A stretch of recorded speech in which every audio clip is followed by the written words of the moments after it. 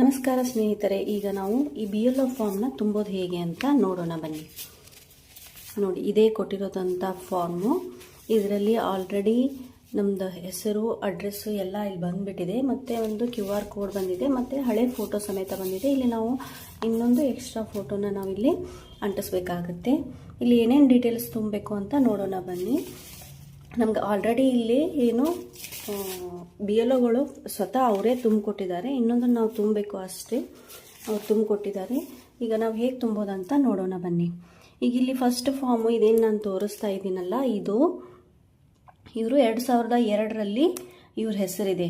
ಹಾಗಾದರೆ ಇವ್ರದ್ದು ಯಾವ ಕಾಲಮ್ನ ತುಂಬಬೇಕು ಅಂದರೆ ಈ ಫಸ್ಟ್ ಕಾಲಮ್ ಇದೆಯಲ್ಲ, ಇದನ್ನು ಇಲ್ಲಿ ನಾವು ತುಂಬಬೇಕಾಗುತ್ತೆ. ಇದನ್ನು ತುಂಬೋ ಹಾಗಿಲ್ಲ, ಯಾಕಂದರೆ ಇವ್ರದ್ದು 2002ರಲ್ಲಿ ಇವ್ರ ಹೆಸರಿದೆ. ಆದ್ದರಿಂದ ನಾವು ಈ ಫಸ್ಟ್ ಕಾಲಮ್ನ ತುಂಬಬೇಕಾಗುತ್ತೆ. ಈ ಫಸ್ಟ್ ಕಾಲಮ್ನ ಮತದಾರರ ಹೆಸರು, ಇವ್ರು 2002ರಲ್ಲಿ ಇವ್ರ ಹೆಸರು ಇರೋದ್ರಿಂದ ಇವ್ರ ಹೆಸರೇ ತುಂಬಬೇಕಾಗುತ್ತೆ. ಮತದಾರರ ಹೆಸರು, ಮತದಾರರ ಅವ್ರದ್ದು ಏನೋದು ವೋಟರ್ ID ನಂಬರ್ ಇದ್ದರೆ ಇಲ್ಲಿ ನಾವು ವೋಟರ್ ID ನಂಬರ್ ಹಾಕಬೇಕಾಗುತ್ತೆ. ನಂತರ ಇಲ್ಲೇನು ಸಂಬಂಧಿಯ ಹೆಸರು, ಇಲ್ಲಿ 2002ರಲ್ಲಿ ಇವ್ರದ್ದು ಆಲ್ರೆಡಿ ಮದುವೆ ಆಗಿತ್ತು. ಆದ್ದರಿಂದ ಇಲ್ಲಿ ನಾವೇನು ತುಂಬಬೇಕು, ಸಂಬಂಧಿಯ ಹೆಸರು ಅಂದರೆ ಗಂಡನ ಹೆಸರು. ವೋಟರ್ IDಯಲ್ಲಿ ಗಂಡನ ಹೆಸರಿದ್ದರೆ ಗಂಡನ ಹೆಸರನ್ನ ನಾವಿಲ್ಲಿ ತುಂಬಬೇಕಾಗುತ್ತೆ. ನಂತರ ಇಲ್ಲಿ ಸಂಬಂಧ ಏನು ಬರುತ್ತೆ ಅಂದರೆ ಗಂಡ, ಮತ್ತು ಜಿಲ್ಲೆ, ಯಾವ ಜಿಲ್ಲೆಯಲ್ಲಿ ಇರ್ತಾರೆ, ಯಾವ ರಾಜ್ಯದಲ್ಲಿ, ಮತ್ತು ವಿಧಾನಸಭಾ ಕ್ಷೇತ್ರ, ಯಾವ ಕ್ಷೇತ್ರದಲ್ಲಿ ಅವರು ವೋಟ್ ಮಾಡ್ತಾರೆ ಅದನ್ನು ತುಂಬಬೇಕಾಗುತ್ತೆ. ಇಲ್ಲಿ ವಿಧಾನಸಭಾ ಕ್ಷೇತ್ರದ ಸಂಖ್ಯೆ ಹೆಸರು, ಭಾಗ ಸಂಖ್ಯೆ ಮತ್ತು ಕ್ರಮ ಸಂಖ್ಯೆ, ಇದು ಮೇನ್ ಇಂಪಾರ್ಟೆಂಟ್. ಇದನ್ನು ನಾವು ಈ ವೋಟರ್ IDಯಲ್ಲಿದ್ದಿಲ್ಲ, ಅದು ತುಂಬೋ ಹಾಗಿಲ್ಲ, ಆ ತಪ್ಪನ್ನ ಮಾಡಬೇಡಿ.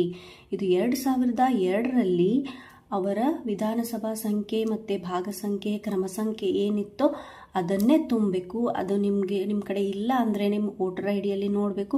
ನಿಮ್ಮ ವೋಟರ್ IDನೂ ಇಲ್ಲ ಅಂದರೆ ನೀವು BLOಗಳನ್ನು ಕಾಂಟ್ಯಾಕ್ಟ್ ಮಾಡಿ ತುಂಬಬೇಕಾಗುತ್ತೆ. ಅಥವಾ ನೀವು ಆನ್ಲೈನಲ್ಲೂ ಡೌನ್ಲೋಡ್ ಮಾಡ್ಕೋಬೋದು, ಆನ್ಲೈನಲ್ಲೂ ಸಿಗುತ್ತೆ. 2002ರಲ್ಲಿ ಯಾವ ವಿಧಾನಸಭಾ ಕ್ಷೇತ್ರ ಇತ್ತು, ಯಾವ ಭಾಗ ಇತ್ತು, ಯಾವ ಕ್ರಮ ಸಂಖ್ಯೆ ಇತ್ತು ಅದನ್ನು ಮಾತ್ರ ತುಂಬಬೇಕಾಗತ್ತೆ. ಆಯಿತು, ಇದಿಷ್ಟು ಕಾಲಮ್ ಆದಮೇಲೆ ಇಲ್ಲಿ ನೀವೇನು ತುಂಬ ಹಾಗಿಲ್ಲ, ಯಾಕಂದರೆ ಇದು ನಿಮಗೆ ಸಂಬಂಧಪಡೋದಿಲ್ಲ. ನೀವು 2002ರಲ್ಲಿದ್ದರೆ ಇದನ್ನು ಮಾತ್ರ ತುಂಬಬೇಕಾಗತ್ತೆ. ನಂತರ ಇಲ್ಲಿ ಏನು ಬರುತ್ತೆ ಅಂದರೆ ನಿಮ್ಮ ಜನ್ಮ ದಿನಾಂಕ, ನಿಮ್ಮ ಆಧಾರ್ ಕಾರ್ಡಲ್ಲಿ ಏನಿದೆ, ಇವಾಗಿಂದ ಏನಿದೆ, ಒಂದು ವೇಳೆ ಒಂದೊಂದು ಸರಿ ನೀವು ಡೇಟ್ ಆಫ್ ಬರ್ತ್ನ ಚೇಂಜ್ ಮಾಡಬೇಕಾಗುತ್ತೆ. ಈ ಕಾಲಮ್ ಮಾತ್ರ ಪ್ರೆಸೆಂಟ್ ಏನಿದೆ ಅದನ್ನು ತುಂಬಬೇಕಾಗುತ್ತೆ. 2002ರಲ್ಲಿ ಕನ್ಸಿಡರ್ ಮಾಡೋದಿಲ್ಲ, ಪ್ರೆಸೆಂಟ್ ಏನಿದೆ ಅದನ್ನು ತುಂಬಬೇಕಾಗುತ್ತೆ.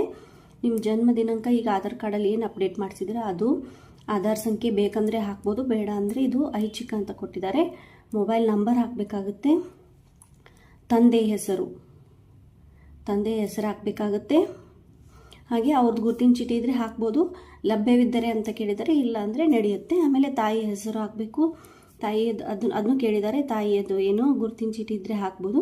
ಹಾಗೆ ಸಂಗಾತಿ ಹೆಸರು, ಗಂಡನ ಹೆಸರು ಮತ್ತು ಅವ್ರದ್ದು ಗುರುತಿನ ಚೀಟಿಯ ಸಂಖ್ಯೆ, ಇವು ಲಭ್ಯವಿದ್ದರೆ ಅಂತ ಹೇಳಿದ್ದಾರೆ, ಇದ್ದರೆ ಹಾಕ್ಬೋದು, ಇಲ್ಲಾಂದರೆ ನಡೆಯುತ್ತೆ. ನಂತರ ಇಲ್ಲಿ ನೀವು ಸೈನ್ ಮಾಡಬೇಕಾಗುತ್ತೆ. ಆಮೇಲೆ ನಿಮಗೆ ಯಾರು ಫಾರ್ಮ್ ಕೊಟ್ಟರೆ ಅವ್ರು BLO ಸೈನ್.